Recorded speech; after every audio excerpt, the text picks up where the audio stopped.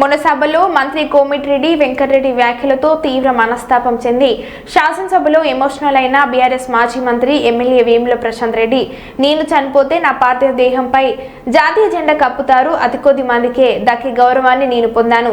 కేసీఆర్ ఆశీర్వాదం వల్ల నేను 3 సార్లు ఎమ్మెల్యే అయ్యాను.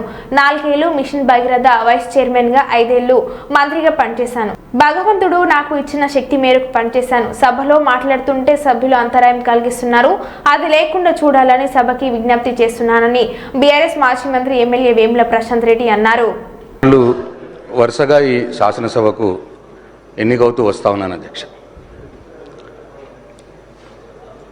కేసీఆర్ గారు నన్ను ఒక 4 సంవత్సరాలు మిషన్ భగీరథ వైస్ చైర్మన్గా, 5 సంవత్సరాల మంత్రిగా నాకు అవకాశం ఇచ్చినారు అధ్యక్ష. అయితే మంత్రిగా, మిషన్ భగీరథ వైస్ చైర్మన్గా ఆ దేవుడు నాకు ఇచ్చిన శక్తి మేరకు కేసీఆర్ గారి మార్గనిర్దేశకత్వంలో ఈ రాష్ట్రానికి సేవ చేసుకున్నాను అధ్యక్ష. అయితే అధ్యక్ష, నేను చనిపోతే నా పార్థివ శరీరం మీద జాతీయ జెండా కప్పుతారు అధ్యక్ష. జాతీయ జెండా కప్పి గన్ సెల్యూట్ కూడా చేస్తారు.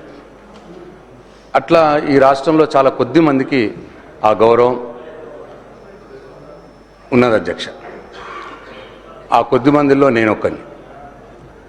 కాబట్టి ఈ శాసనసభలో మాట్లాడే సందర్భంలో తమరు మైక్ ఇస్తే, తమరు అవకాశం ఇస్తే బాధ్యతగా మాట్లాడటానికి నేను ప్రయత్నం చేస్తా అధ్యక్ష. ఎక్కడ కూడా ఎవరిని కూడా కించపరిచే విధంగా కావచ్చు, సబ్జెక్ట్ డివేట్ అయ్యే విధంగా కావచ్చు మాట్లాడకుండానే